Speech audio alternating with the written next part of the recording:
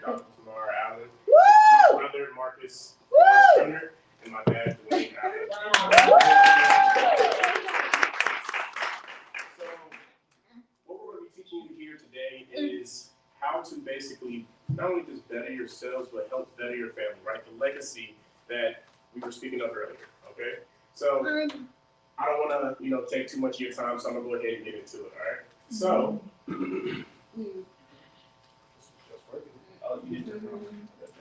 so before we get started, I just kind of want to hear where people are from, right? Where are you all from? Well, probably I live in Georgia, Douglasville, Georgia. Okay. Hollywood, Florida, South Florida. Florida. Florida? Where are you from? New York. New York? Miami. Miami? Where are you from, man? Where about you guys? Maybe cut her off for me. Florida. Florida? All right. So obviously we all come from different walks of life, but no matter where you come from, there's still a legacy that you're going to build for your family, whether you stay where you currently are or whether you move to a different place because you feel as if that's obviously going to be better for you and your family. All right? So, this is Luisa. Okay. So, obviously we're going to be talking about a lot of things, and they provide pens at each table, so I want to make sure that whether you have an iPhone, iPad, computer, pen and paper, just make sure you're taking notes, because note takers are game changers, all right? Yeah. The brain is only meant to remember so much information, and you still have to assign a reason for it to remember it. So an easy way to do that is always taking notes, because you can always come back to those notes and we'll do that later. So I just want to go ahead and leave this up on the screen real quick, because we do have a book called The Black Rockefellers, and this is a QR code basically to access that book. Why we call it The Black Rockefellers is, I'm sure everybody in this room has heard the Rockefellers. Raise your hand if you have.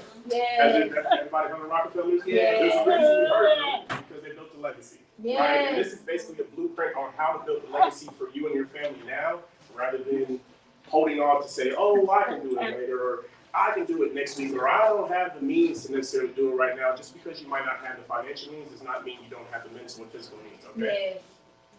Yes. Did everyone get that? Everyone go ahead and scan that QR code for me real quick. I'll wait a couple seconds. Somebody put it in the chat. Put it in the I'm chat. putting it in Put it in right the chat. I got it. Gotcha. Thank you all so much. So 1 Timothy 5th chapter 8th verse says, but if anyone does not provide for his relatives, and especially for his members of his household, he has denied the faith. Okay, I'll say that again. But if anyone does not provide for his relatives, and especially for the members of his household, he has denied the faith. Wow. Just like she was speaking of earlier, just like Dr. Monroe was just speaking of in that clip, right? You have to be able to do something to give back to your family, right? And that doesn't always necessarily mean you have to work the exact same family business, right? And I'll show an example later of somebody who's able to take something and still grow it. You can take what your parents or the legacy that is before you has given you, still learn it so you can then grow it into something else if that is what it needs to be, right? Right. Oftentimes we think, oh, I need to do the exact same thing. No, you just need to take the seeds that they gave you and grow it into a tree, right? Right. Just like on the shirt, it says God's family legacy, but what's behind those words? It's a tree. Why is it a tree? Because obviously it had to start from something. It had to come from a seed, and it had to grow fruitful into the plant and into the tree that it's grown into, right? That family tree, that legacy. I always say the tallest trees have the deepest roots. Yeah. Okay? So you have to be able to understand how to continue to nurture what was already given to you. If I give you a seed, right, and you don't nurture it, you don't plant it, you don't give it sunlight, water, life, essentially, it's not going to grow into whatever it is it was meant to be. Okay? So, if you're here, you're obviously looking in some way to start your family business, and that is what we are essentially here to teach you. I imagine that most people at some point right now are in some pivotal point, whether that is you're stuck in some kind of 9-to-5. I'm sure everybody in here, especially during COVID, bought some kind of course, right, that just didn't work the way you thought it was going to, that they promised, right? So you're at some crossroads that is having you be here and say, what can I do now that is going to help me, not just me, but help my family in the future? And this is what we're going to be here to show you, okay?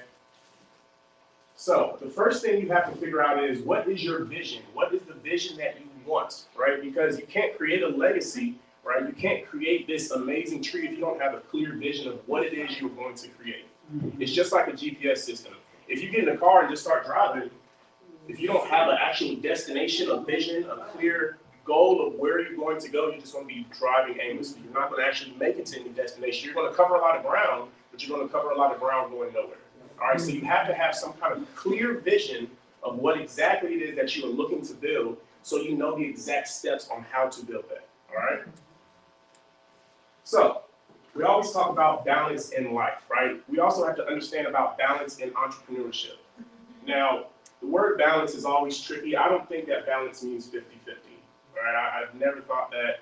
I will never think that. I think that balance means you have to understand what works well for you, what works well for the people around you, and how to make sure that each place that you're in, right, your feet are where they are, where they're supposed to be, but you're also giving it your all no matter what it is, right? Let's just say if you are the provider in your household and obviously you work outside the house a lot, and that might take a lot of time away from your family, right? You still have to be present in your family when you are there, and that can still be the balance that they need, just like you obviously have to be present in your workplace when you're there. Does that make sense to everybody? Yeah. Raise your hand if that makes sense to you. Yes. Raise your hand if that makes sense to you. Yes? All right, cool. So, we are the Turner Island family, right? And one of the things you'll be learning from us is obviously all of these financial tips, but you'll also be learning from a lot of the experts that we've been able to build, right? A legacy is not just one person, it's not just one family, it's also finding who can I bring along with me, right? A legacy is not just my bloodline, right? Because when I thought of my dad, that's my stepfather, right? My birth father unfortunately passed away during COVID, but I had 2 dads growing up. So being able to take the people along with you who are truly determined and truly dedicated for building what it is you're building is what it is we're going to be teaching today. All right? So, who are the Famprenuers? Like I said, I'm Alexander Turner. I'm the CMO, which is the Chief Marketing Officer. We're all multi-time authors just because we understand that in order to teach something to someone, you have to first learn yourself. And in order to learn, you have to be able to put those things into words, right?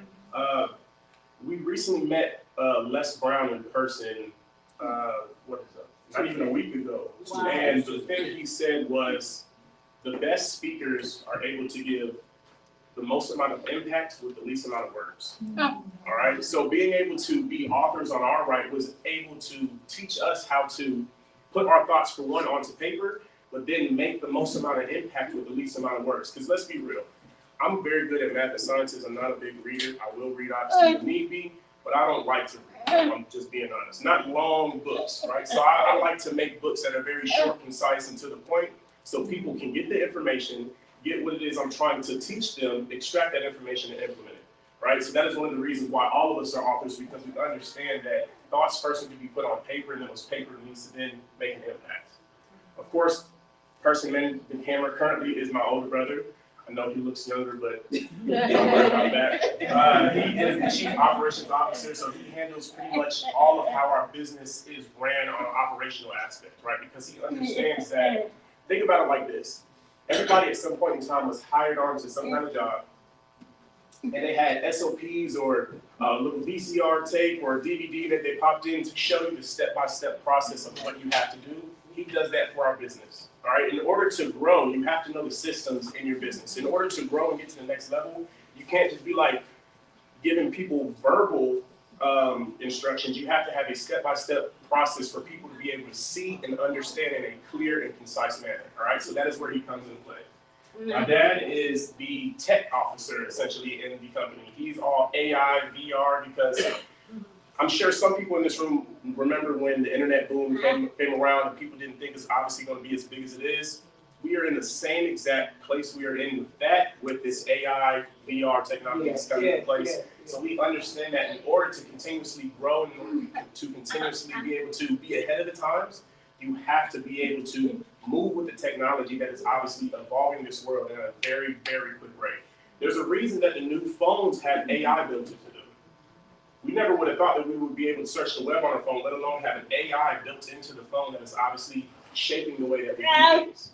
And then finally, we have the visionary of the entire company, right, the Famprenuers. My mother, Dr. Tamara Allen, is the reason I always say doctor, because she earned that, right? So put some respect behind the name. You know what I'm saying? All right, cool. So we are the Famprenuers, okay? So I show all of these to show where we've been featured at, not to brag and boast, but just to kind of give validation to you all of we're not going to be in Fox, we're not going to be in CBS, Success Magazine, AJC, Black Enterprise, if we're just talking a whole bunch of mumbo jumbo, right?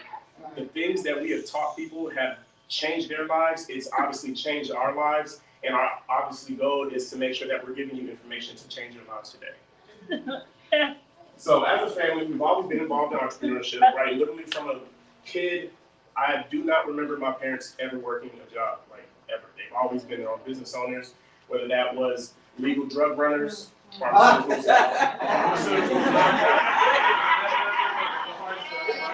whether that is a photography business, whatever the case is, they've always been able to own their own business and be able to show us that you don't have to work for someone else. You can work for yourselves, and like Dr. Monroe said, build legacy into your own wealth and into your own family and make you all rich instead of trying to make somebody else rich. Who's tired of making other people rich? We ain't getting none of the money.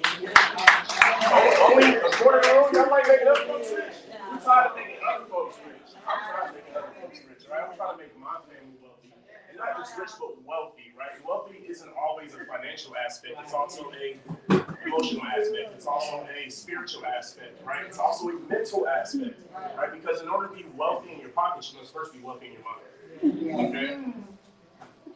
So, today, we thankfully not only own and manage the Famprenuers, but from that Famprenuers has so many other branches of businesses. I'd say collectively we probably have, I was going to say 5, but 6 companies, right? I have my own sports agency. We obviously have the Famprenuers, which is a parent company. We have a tech company. Marcus has a automation company, right? We have so many businesses that are encompassed within Famprenuers, right? That's why I said earlier, you don't just have to take the family business that your parents are able to pass down to you and run that. You can build that into something else. What a lot of people don't understand is Hennessy, Moet, Louis Vuitton, Fendi, all of these designer brands, they are all under one umbrella company. They are not multiple different companies competing against each other. Despite what they might make you think, they are all owned usually by one big company, and then they just manipulate how we're going to view them to say, oh no, I gotta get this, oh no, I gotta get, I'm team Adidas, I'm team Nike, although those are 2 separate companies, but usually they are all under one umbrella, and their goal is to make you think that they're competing, so you're spending more money with them rather than building something up your own. Amen. Right? So, as a family, we all share an obvious love for business, and this is obviously the commitment that we've taken to make sure that we're going to grow this for ourselves. So one of the significant advantages of this is shared vision and values. Okay, now I'll go over a few of our values. Right, and these are non-negotiable values. The reason why I say non-negotiable is because sometimes you have values that they're situational. Right, it's not as if you're compromising your own values, but not every value that you might have applies to every situation. These are non-negotiable values that apply to every situation that we're in. First one being family first. We aren't called the Famprenuers, and then we put something else above family, right? Family is always going to come first because that is who we're looking to serve, right? Not only just our family, but the families who are willing to take us, to go along with us in this journey to build something strong for themselves. The next one will be integrity.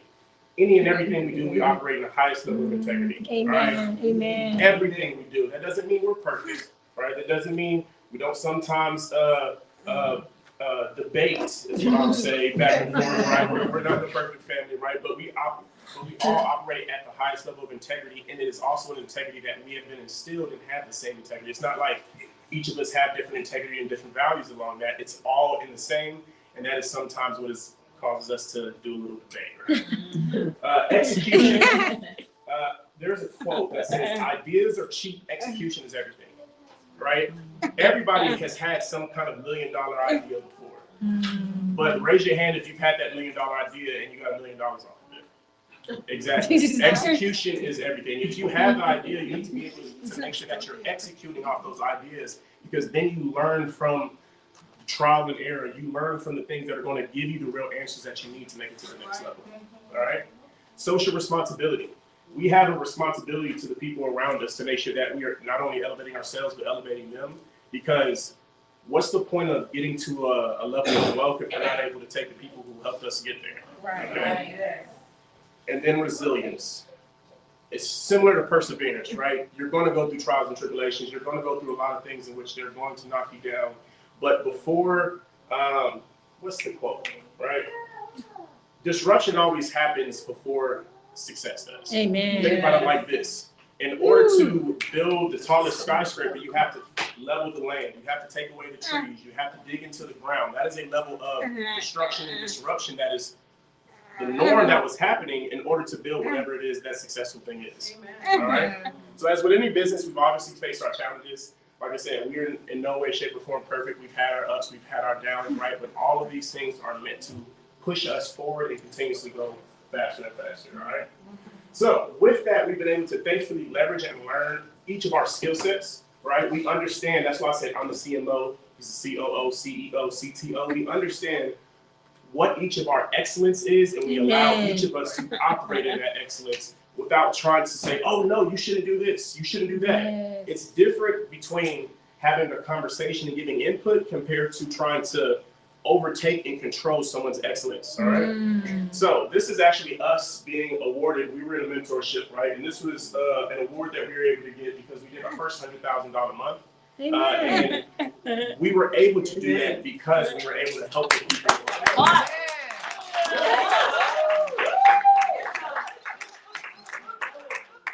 So with being able to do $100,000 a month, what that told us is, for one, it's possible. Right? Oftentimes we have those things where we're like, it is possible, but there's still something in the back of your head that's like, no, you can't really do it, or no, you don't have the tools to do it. This really showed us that we are able to do this, and not only that, we're on the right path, right? Because this wasn't just something that happened after a year or two. It took us, well, I think at this point, 5 or 6 years just to get to this point. Amen. Right? And this is not obviously this is just the beginning for us. This is literally something that is going to continue to propel us into the rooms like these to help the people like you all do the exact same thing that we've done. Yes. All right. So our biggest advantages as a family is obviously the fact that we are able to make decisions quicker. Because think about it like this: when you're in a corporation, you have all of these different people who, whether that's investors, whether that is a board, whether that is all of these different people who have some kind of input and some kind of say that is obviously going to slow down the process of execution that I said earlier, right? So we have weekly meetings, and I know my brother will kind of go over this in detail, right? But we usually should be in the meeting right now, but we're obviously here helping you all. But every Saturday we have a meeting from 10 a.m. to about noon to 1, where we go over not only our family business meeting, but also our personal family meeting, right? So we go over business and family. And this is able to allow us to obviously talk about anything that's going on in business, going on in family, and then obviously execute and adjust from there. Oftentimes you don't even really hear people doing meetings unless there's a crisis going on, right? But we're more so proactive than reactive, right? You have to be able to get ahead of the curve rather than waiting for something to happen and then trying to fix it after the fact. Okay? And these images are actually us having what was called our FamCon, which is our family conference. We've done 2 so far, one in 2022 and one in 2023, where we literally just host a convention and we actually have families come out and learn from us for about a 2 or 3 day period where we break down credit, asset building, how to build a digital business, so on and so forth. So they're getting the basic tools and the base level tools of how to build a family business, all right? This was the second year. It obviously grew from the first year, as you can tell. And it was honestly just a really warming and welcoming experience. We got to see our mentees that we've been helping for years. We got to meet new mentees that we didn't have the chance to help until recently. So it's just honestly a very warm experience. So what is the big goal that we're going to teach you today? All right, the big goal is obviously legacy, just like I said earlier. Leaving a legacy that extends 10 generations, not just now, or not just your children, not just your children's children. How can you do something like the Rockefellers, right? Becoming the Black Rockefellers, which is why we call our book The Black Rockefellers, because we're giving you the actual tools that we learned from them. It's not something we're like, oh yeah, we're going to call ourselves Black Rockefellers, but we're going to reinvent the wheel. No, if it ain't broke, don't fix it, right? I'm going to take the exact same steps, tools, and keys that they use to do the exact same thing for our family. When I say I mean we, right? So we can make sure that we're not just reaping rewards for 10 generations, but also reaping the rewards now, right? I know sometimes we try to stray away from doing the work because we're like, dang, it's just more work and I'm not going to reap the benefits anyway, right? We make sure that we're setting you up for success, not only just for 10 generations, but for the generation that you're currently in, all right? So obviously that comes with business development. right? You have to be able to understand financial management. You have to be able to, especially the world that we're in now, right? It costs to put my big toe out the door in Atlanta, okay? I step out the door, I'm paying $20 for parking. I gotta pay $50 just to eat. I have to put gas in my car, right? There are so many things that we continuously always have to pay for nowadays. You have to understand the proper financial management, whether that's budgeting, whether that's growing your assets, whether that is keeping your money, right? A lot of us are good at making money, but we're not good at keeping money, right? So you have to understand all of these things in order to actually grow. Mental health and self-care. If you are not here to help your family, how are you actually going to build a legacy? It's very simple. And that's both mental and physical health, right? That doesn't mean, mental health is bad, right? Like if wherever, what is it? Train the mind and the body will follow, right? You have to be able to think strongly. You have to be able to understand what's going on in your mind, and then you're able to better understand what's going on in your body as well. All right? So, unite, elevate, and prosper. Our vision is to create a world where Black families thrive in collective entrepreneurial pursuits, cultivating strong family bonds, obtaining substantial amount of wealth in all ways, and having a lasting positive impact in our communities. All right? So let's get down to business. What is legacy? I'm very big on identifying what it is that we're building, right? Oftentimes we are like, oh, let's do this, let's do that, let's build this, let's build that, but we don't all have an understanding, a clear understanding, and a cohesive understanding of what it is we're building, right? So legacy, by the Google definition, right, is something that is transmitted by or received from ancestors or predecessors from the past. So just like they were saying earlier, right, legacy is not always a monetary thing. It can be the values that you instill in yourself and in your family. It could be the traditions that you all have, right? Legacy is something that you're going to pass down to the next generation. That is something that is going to continuously build you all in a positive way. So I want you all to think about that for a second, right? What is the legacy that you all want to build? And I'm going to give you all a couple, 10 seconds just to think on that. And I want you to write it down as well. What is the legacy that you all want to build for your family? Just like I said earlier, you have to have a clear vision of what that is in order to know what it is you're building. Give you all a few more seconds. Pass my water,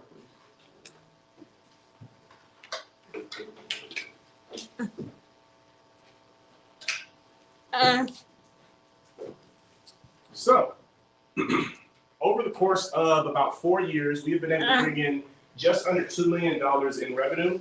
And this is because we have been operating with I'm going to help our community first rather than just fill my own pockets, right? Now, thankfully, that's obviously been extremely fruitful for us. But we show you these things to show you that if we're giving you the tips from the top 1%, we're obviously giving you those because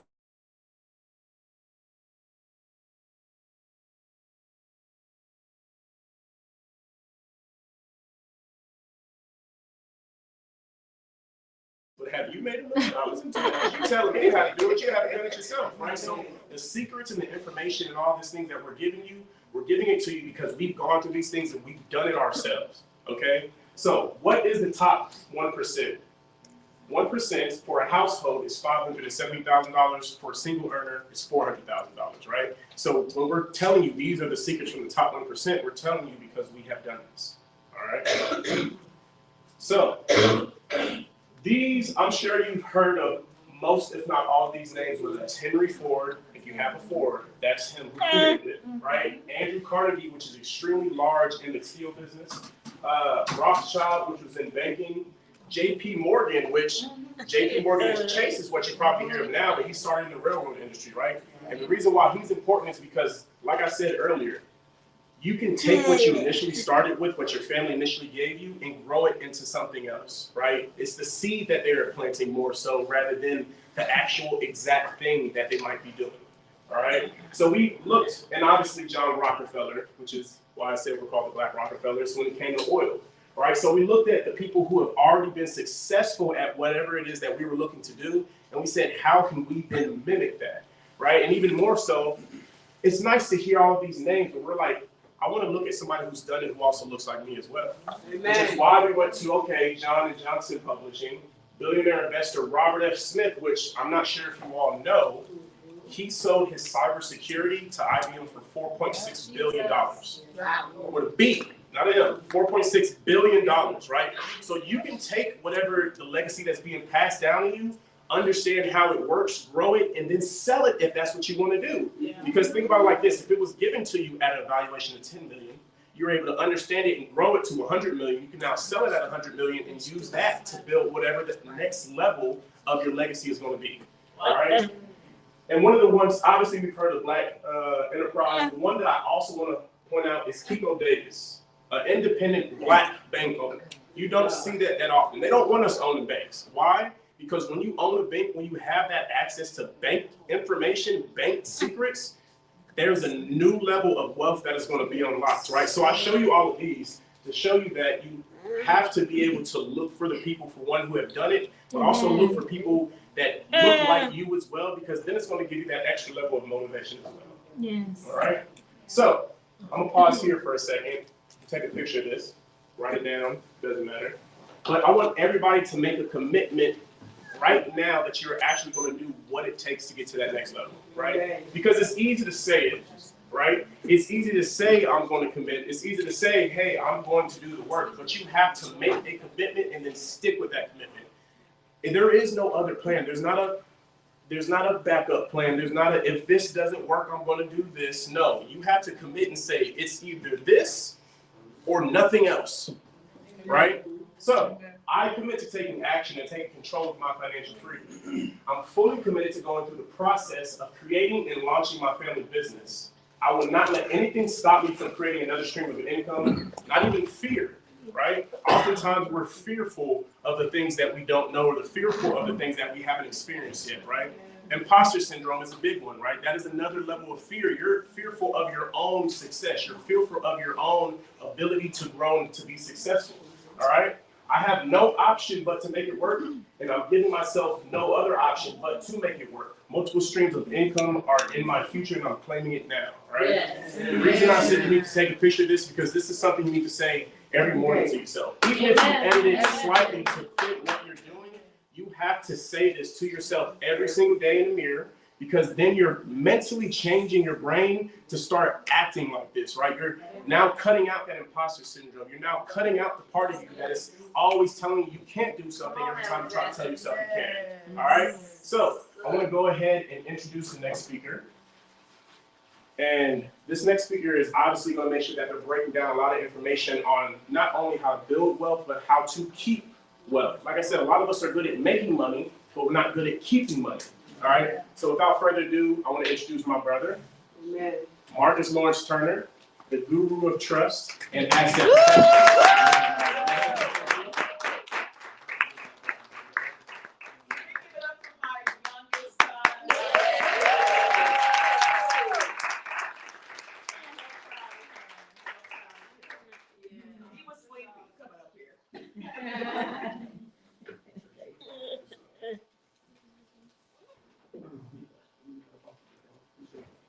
How y'all feeling? Yeah. Let me try that. Maybe the energy in the room, man. How y'all feeling? That's the energy I like to hear. God is what? Good. That's what I like to hear. Now I want to tap back into this commitment statement real quick, because I got a short amount of time. But I want y'all to repeat after me real quick. It has to work. It has to work. Or it has to work. Or it has to work. There's no other option. There's no other option. Let's clap it up for yourselves. That's the mentality that you have to have. That's what our mentor said. He said, yo, it has to work or it has to work. And that's the mentality that we did, and it worked. Amen. That's the key thing, it worked. Right? So I'm gonna go ahead and give you all, do y'all mind? I'm gonna ask for permission. Do y'all mind if I give y'all the game on how trust works, asset protection works, how to keep and build wealth? Do y'all mind if I break that down? Sure. So, who in here has experienced loss before? Raise your hand. Okay, cool. Yeah, we've all experienced loss. We all have. I got you. We've all done it. But who's ever protected the loss before it happened? Right. The reason why we experience loss, y'all, is because we haven't put a plan in place to protect it yet. Does that make sense? We haven't put that in place yet. So I'm going to show you me. I'm going to show you exactly how to structure your family business in order to, with trust at its core, to be able to build wealth and protect it at the same time. Is that okay? Yeah. Now, I'm going to let you know, you do not need any legal experience.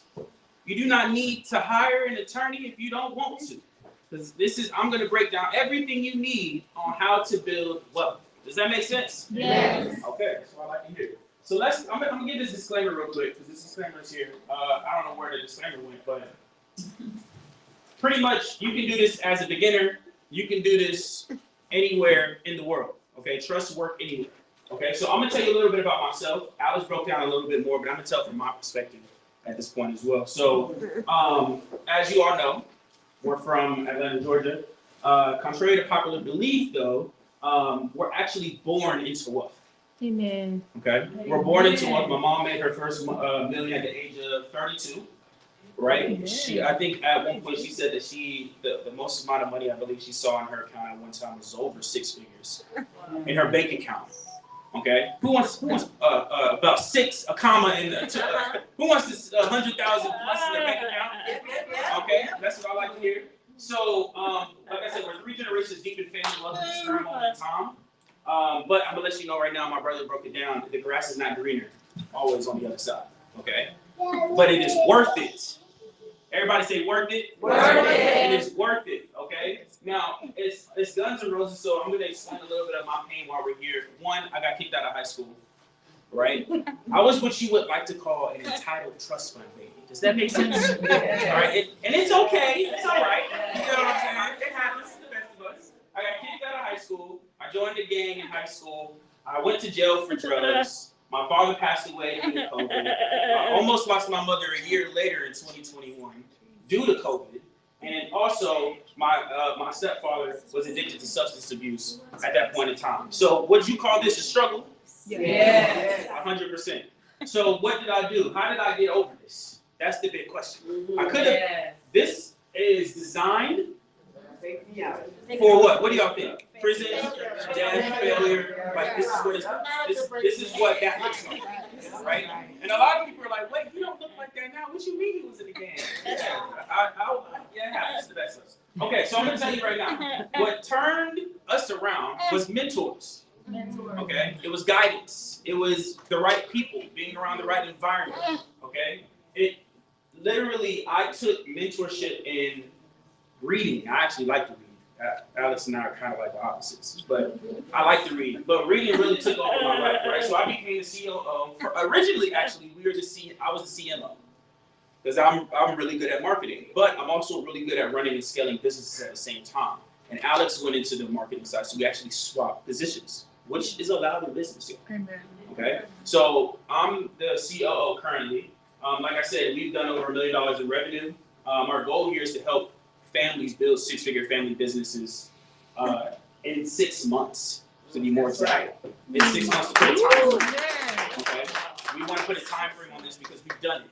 We went from making $2,000 a month to the next 2-3 months making, actually it was the next month, making $40,000 in that month.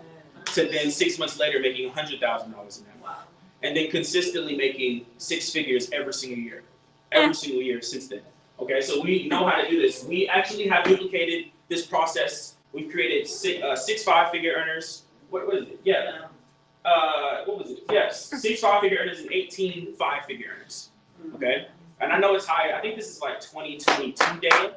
Right? So I can't have any calculated to doing. But the point is that I'm going to show you how to do everything from scratch. And that's the intention here. So enough about me. I'm going to talk about the types of entities that exist. Does anyone know all the entities that exist on this planet? Okay, cool. Y'all heard of LLCs, right? Yes. Who got an LLC? Raise your hand. Nice. That's what I like here. Clap it up for yourselves real quick. Okay, so I'm going to break down the 6 types of entities that exist. Like I said, I don't have a lot of time, so I'm going to make sure that I go through this as efficiently and as fast as possible because I want to make sure y'all got all the information. Is that cool? Yes. All right. So these are the 6 types of entities. Sole proprietor. No. Okay. Who's a sole proprietor? Raise your hand. Y'all lying. Ain't no way. Come on now. No, hold on. Sole proprietorship, y'all, if you're aware, is an individual. Does anyone not have an LLC? Raise your hand. Okay, that's what I mean by a sole proprietor, right? It's not a negative connotation to have a sole proprietor. I want you to understand. There are ways you can leverage sole proprietorship to enhance an LLC, okay? But in this case, what I'm talking about, what we want to be is this magic little one all the way at the top here. Thank you, Lord. Does that make sense? Yes. Everybody say trust. Trust. That's what I like to hear. So you have sole proprietors, LLC, corporations, which is what most businesses also operate out of. Nonprofits. Who has a nonprofit? Nice. I like it. Clap it up for y'all. A lot of people actually in our culture don't have a nonprofit. Clap it up for the people that partnerships, which is what we are. Is anybody a partner with their family at all? Anybody? Okay, cool. You are? Okay. Yeah, because you own the restaurant. Which her restaurant is busted. Let's clap it up for her real quick.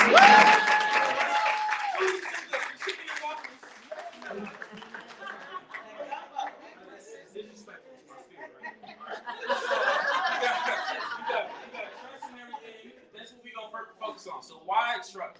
Why a trust? We talk about it, we hear it all the time. We say Rockefeller's is amazing, blah, blah, blah, blah, blah. But why a trust? Okay, so let's talk about it. One, here are the common mistakes if you don't have them, if you're not aware. 36 to 53% of small business owners file a lawsuit or face a lawsuit, excuse me, right? You will get sued. It's just a matter of when, okay? So what are you going to do in order to actually protect yourself in this matter, okay? 18% of businesses fail.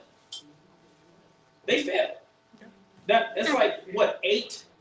That's like, really, I think this is the real statistic, because that may be past data as well. I think 7 out of 10 people in this room has a failed business. Does that make sense? Yeah. Yeah. Okay.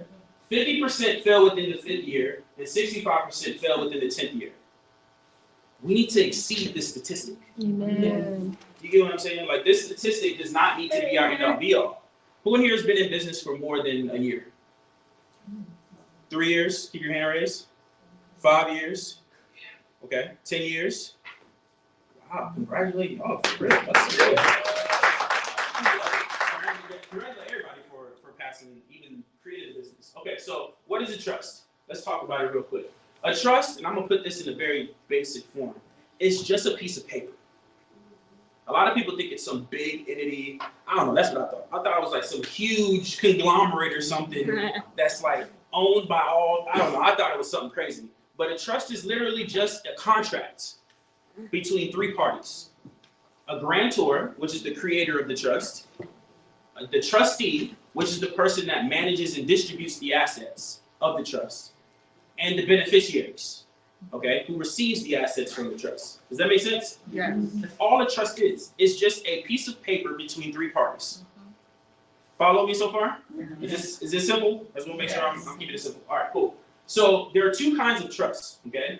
You have an express trust and you have an oral trust, okay, or implied trust, right? So you have a written version or an oral version. So if I were to shake someone's hand right now, we just made a trust.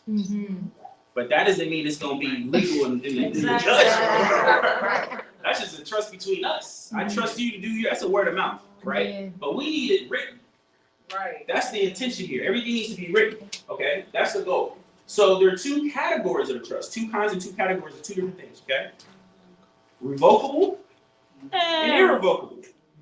Anyone heard of those before? Oh, Like yeah. the living revocable trust, the living trust, that's all revocable trusts. And then you have irrevocable. I'm gonna break down the pros and cons of each so everyone has an understanding. A revocable trust means that you make changes, and irrevocable trust means you cannot make changes. Does that make sense? Yes. That's probably the easiest thing. Now, the cons of each one. Now, mind you, an irrevocable trust, you can make changes. There's just a lot of documentation involved that most people don't talk about. And it's a lot to talk about today, okay? Do your research.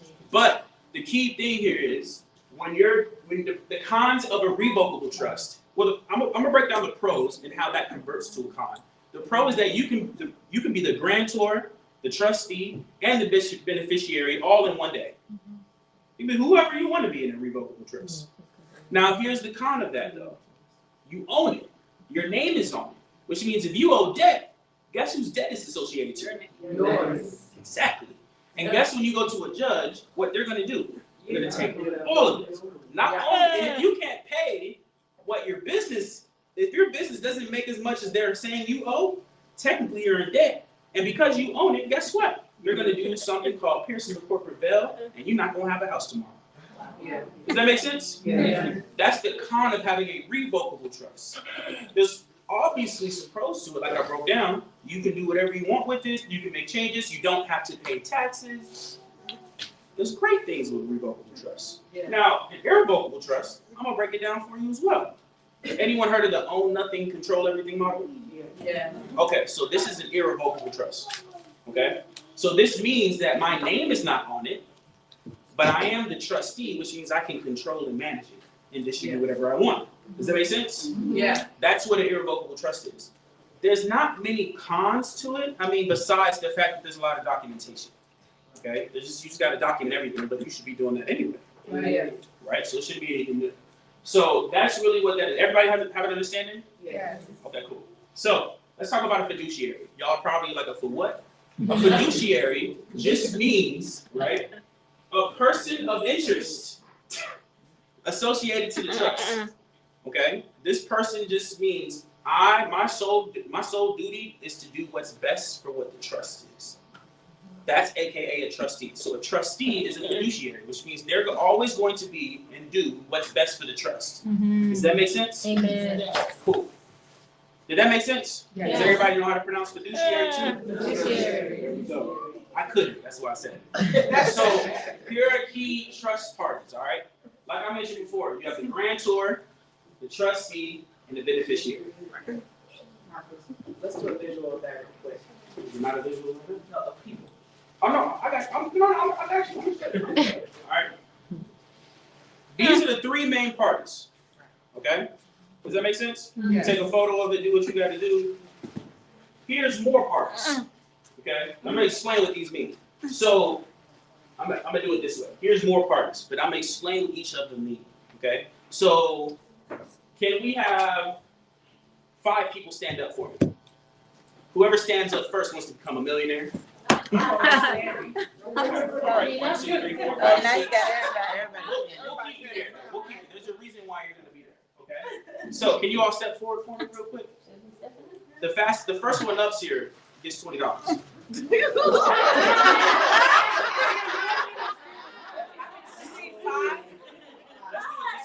this way. I was already standing. So there's something called, what does everybody want? It starts with the M. Okay. Everybody wants money, right? You sure everybody wants money? Everybody wants money in here. Everybody wants money. Not me. Everybody wants wealth. Yeah. Are you sure that everybody wants wealth? I want well. Are you sure that everybody wants wealth? Yeah. Yeah. Yes.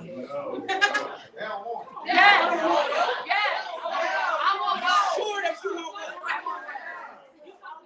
You sure that you want I wealth? want well and money. How bad do you want it? How bad?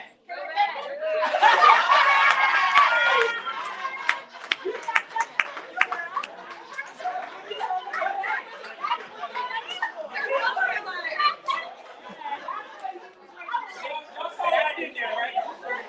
Now why ain't nothing else grab the money?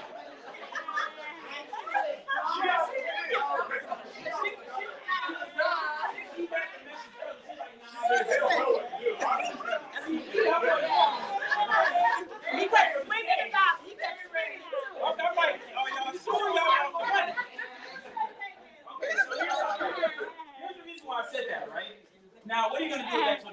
Give it to my mom, we can invest. Look, my Okay. mother right there. Okay, there we go. We're going to invest the $20. Then what? Then I'm going to invest and grow my business. Okay, then what? Put some up, girl. Huh? Put some up. Put some where? Invest in what? My family. We want to build it. I have 3 sons and everything. Okay. You guys I want to grow my business. I want my family to be, so when I'm gone, they can take over. But even after we're gone, I want our name to be known with the work that I'm doing. So I want to invest in God's legacy. I love it. So you said something twice. I don't know if you picked up on it. You said the word take. Everybody say the word take. Take. Okay. take what you want. Take what I want, go get it. You gotta go get what you want. That's why I did this so long. I was like, not much, not much.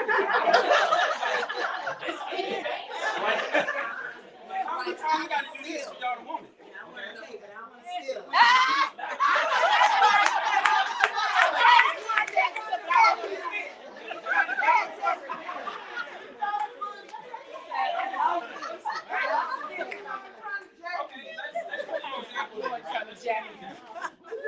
Someone put a stack of hundreds right here and said, do y'all want wealth?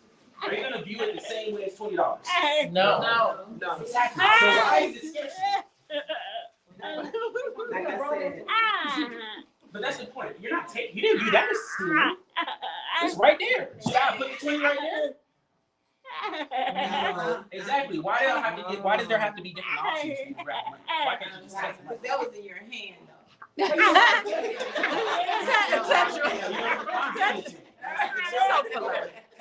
polite. You're going to be the grantor. You're going to be the beneficiary. You're going to be the trustee.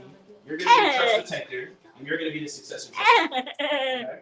I want you to step where she's at. All right? So, raise your hand if you're the trustee. Raise your hand if you're the grantor. Raise your hand if you're the beneficiary. Raise your hand if you're the successor trustee or the trust protector. I'm sorry. You're the successor trustee. Right. Okay. So this is how it works. Trustee, raise your hand again. You obviously, let's say you have children, right? Okay. You have children. You're the beneficiary. Actually, you're not. Don't want to confuse my brain. So let's say your siblings. You're the mother. You're the grantor, which means that let's say you're the aunt, and you're an attorney. You're the trust protector. So the trust protector's job, y'all, is to make sure that the trustee does their job. Does that make sense? That's the whole intention here. The trustee's job is to make sure that they get their money and do what's best for the trust. Do what's best for the trust is the number one thing that the trustee's job is to do. The grantor's job is to do nothing. They're just a placeholder, right? But if there's any documentation, you're required to sign any documentation because you need all three parties to sign it. Now, here's why this is important. Your siblings, and let's say you expire, and your trust, because there's a will in a trust. That's a lot of people think that a will is just a will on its own. There's a trust. There's a will within the trust. You expire, and within the will within the trust, irrevocable trust, not a revocable. You want your successor trustee to now become a trustee. That's what a successor trustee is for. This person is going to ascend to now become you. Okay? You decide who that is based on who you trust and who actually does what they're supposed to do. Does that make sense? Yeah. Now, here's the great part. She don't have her own family, right? And so if she has children, that means she has her own family trust as well, which means she's also going to be doing her own thing with that. She's going to be a trustee. She's going to have her own successor trustee, and that's how you build wealth, right? You're just duplicating what you already have onto another person. Now, when she takes your trust, she not only owns her trust, but she also owns yours as well. So this is how you start accumulating family bank.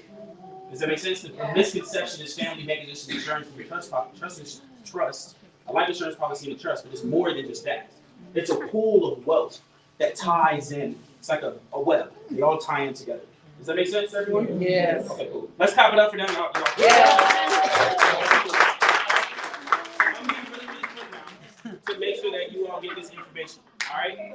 So, does everybody understand this diagram now? Yes. Awesome. Let's move forward. So, here we go. There are two major trust laws, y'all. Okay? Now, y'all are probably like, laws? Yes, y'all gotta know them too. Okay? You got statutory trust and you have a common law trust. A statutory trust means the state law. It's in the name. Right. Right? It means the state law. A common law just means it's just an old law. So like if you can't answer anything, like let's say you have a particular law and it's no longer in the federal law nor is it in the state law, then they will go to common law because it's the oldest law. It's like it answers any gray area questions. Does that make sense? So that's what the common law Common law for. It's like the medieval times type of law. That's how old this law is. That's why it's called common law, right? Does that make sense? Yes. It just means old law. Okay. Next thing, how do we create a trust? Anybody want to know how to create a trust real quick? Yes. Raise your hand if you do. I just want to make sure I'm answering the questions in the room. All right. So this is how you do it. Step 1, identify the type of trust that you want. Okay. This is what we specialize in. So I'm just letting you know based on our experience and what we have. Okay. A private family trust, which is just a trust for what? Family. There you go. I got to explain anything. We have a faith-based organizational trust, a 508c1a. Everyone heard of a 501c3, right? Yeah. Okay. This is like that on steroids. Okay. This helps you save more money on taxes. And remember in the Catholic time, you had like the church, and then you had like science and politics, like separate. This separates you from the state. Does that make sense? Yeah. You define what church means to you, what faith means to you. Oh. Okay? It's a very customizable place. You can use it for education, you can use it for religious purposes, you can use it for church meetings, whatever you want. Because all trusts are customizable. Everybody say customizable. Customizable. Awesome. Next thing, right, is an unincorporated business trust. This business trust is for what? Unincorporated business. No. Forget unincorporated. What is the business trust for? Business. Thank you. Don't let the words fool you. This is what law does. They will put words in front to fool around. It's called legalese language. Okay? You just got to dissect it. Unincorporated business trust is just a trust meant for the business. It's to protect your business. Your family's meant to protect your family. Your business is to protect your business. The faith is to protect everything. Okay? So, next thing, number 2, you want to name your trust. There are 2 things you don't want to do in a trust and when naming things. You don't want to put the word trust in the name. Okay? And you don't want to put your name in the name. Okay? You don't want to do that. Because if I Google your name, guess what's going to pop up? Isn't that crazy? Yeah. Right? Because it's meant to be private. It's meant to be what? Private. Exactly. So name it like your initials. Like if it's a family trust, put like I got my name is Marcus Lawrence Turner, put like MLT Family Legacy. If it's a business trust, put like MLT Business Holdings. If it's a ministry trust, the one I showed you, put like MLT Ministries. Oh, okay. Does that make sense? Yes. Cool.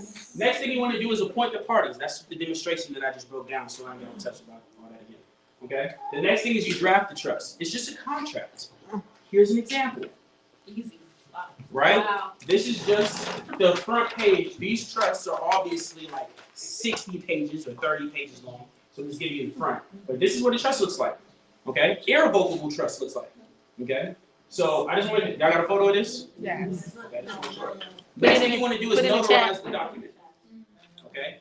Notary, a trust is not a trust if it's not what? Notarized. Thank you. Just like any other contract. Okay? Next thing you want to do is you want to open up a trust bank account.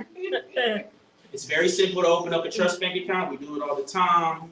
Instead of you saying, I just want to open up a checking account, you say the word what? Trust. There you go. Simple as that. Then you want to fund the trust. That's your insurance policies. Let me give you an example. All these great things are different assets to fund the trust. Okay? Yeah.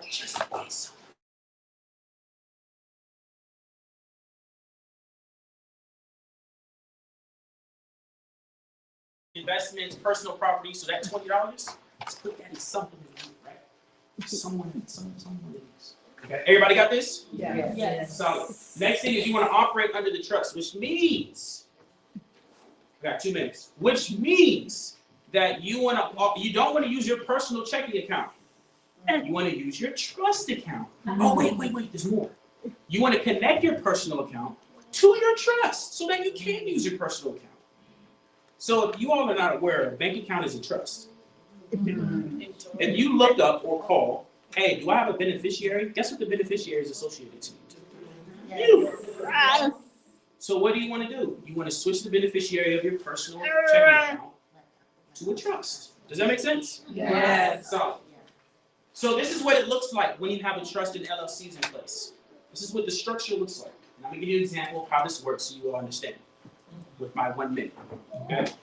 You have 100K, you have like $50,000 in expenses. From there, you have 100% distribution when it comes to these trusts and LLCs. You can distribute it up, which means 100 minus 50,000 for business expenses is 50,000. From there, you then have, let's say, you distribute 30. I'm sorry, that 50 gets to the family trust, and you have what you call family expenses. Family expenses, let's say you got 30 a year. I hope y'all ain't got 30 a year expenses. That's a different conversation. But so that leaves you with 20,000. From that 20,000, guess what you can do? Most people say donate to Red Cross, donate to Blue Cross, whatever the other crosses are. I don't know. But you're gonna donate it to your own trust. That's right. Amen. You're gonna donate it to your own trust, and guess what you can do from there? You ever heard of grants? Yes. You're gonna grant yourself. Everybody say grant yourself. Yes. That's how you do it. So quick summary, take a photo. This is what you get. I want to be able to introduce Mom real quick. She's gonna give y'all like super amount of hacks on how to actually implement the digital business. I gave y'all the structure. This is how you do it. All right. So take a photo. I know we're short for time. I want to introduce the visionary. Can everybody clap up again?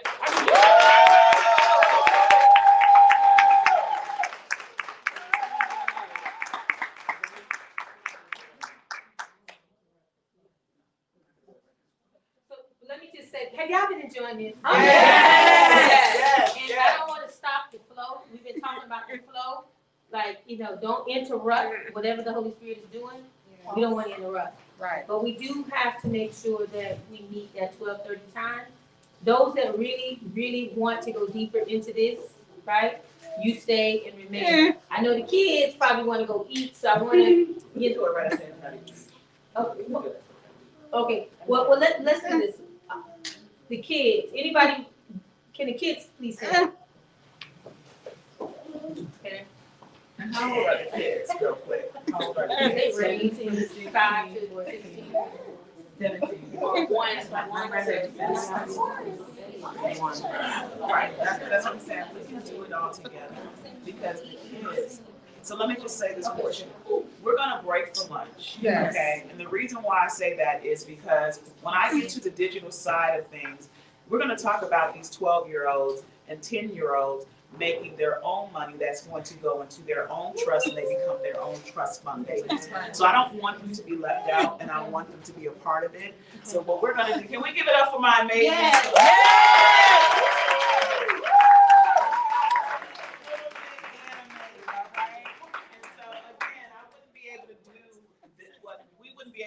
Without each other. We are pieces of each other.